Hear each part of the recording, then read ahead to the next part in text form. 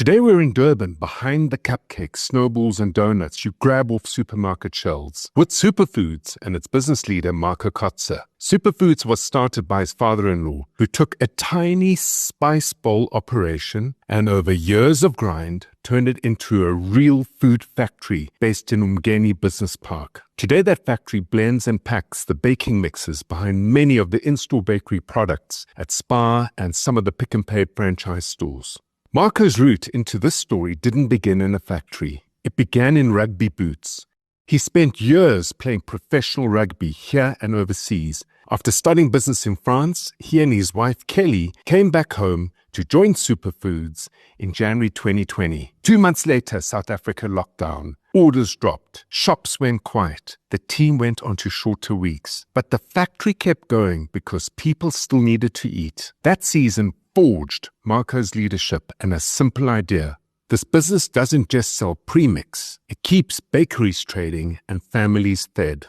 On one side, Supafoods helps retailers keep shelves full with a local supplier who can jump on a call, diagnose a hard snowball problem, and coach the store bakers to get it right each time, every time. On the other, Kelly is building a feeding initiative that stretches every bag of product into meals for churches, schools, and non-profit organizations across South Africa and recently into Africa too.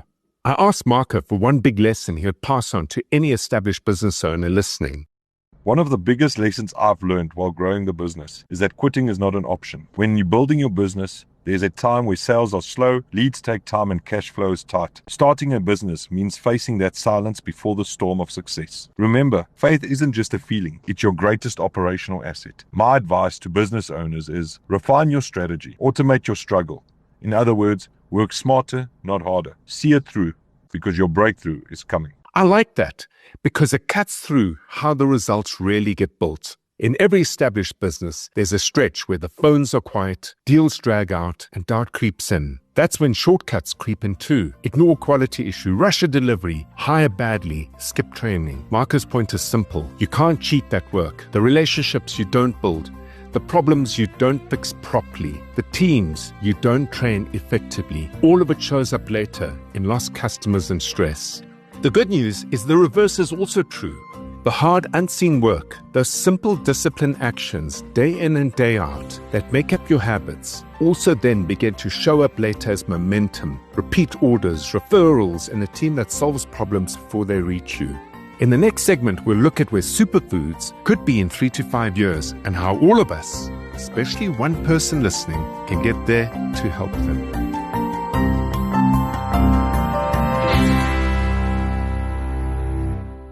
When you're building your business, there's a time where sales are slow, leads take time, and cash flow is tight. Starting a business means facing that silence before the storm of success. Refine your strategy, automate your struggle, work smarter, not harder. See it through, because your breakthrough is coming.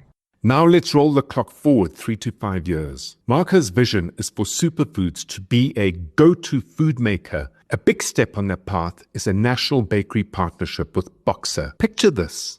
In Boxer retail supermarkets around the country, from big towns to small village centers, the rolls, snowballs, and sponges are baked from Supafoods mixes. But the real differentiator isn't just the premix. It's the Supafoods Academy. For every Boxer store that comes on board, up to 2 bakery staff go through a short practical training program. Let's call it the Supafoods way to mix, bake, and store products properly. It is a perfect example of how a really big business like Boxer can fundamentally generate a huge social dividend for people looking for employment and for employees within its own store. But behind this all sits one simple promise. Supafoods will supply on time, in full, at one clear national price. And that's the commercial engine. Around it come the social dividends. More jobs in Durban, more skilled bakers in Boxer stores, and more capacity to feed Africa one meal at a time. To unlock that,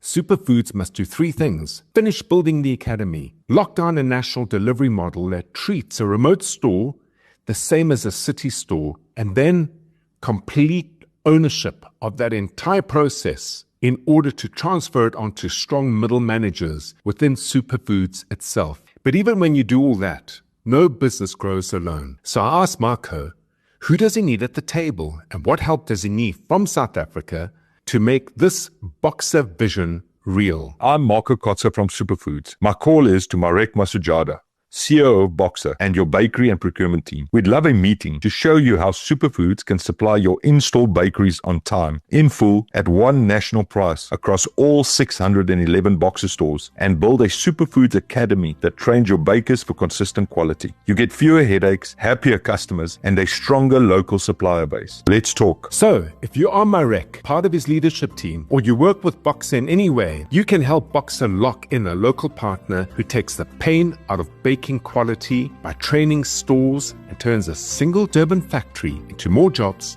and more skills and more meals across South Africa and the rest of Africa too.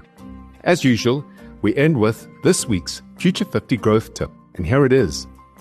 Turn your product into a solution. Don't sell the stuff and hope that the client figures it out. Wrap your know-how with training, tools, and support so that every time they use the product or service you sell, they win. That's how you protect your price, you deepen your loyalty, and build a business that runs with you, not because of you.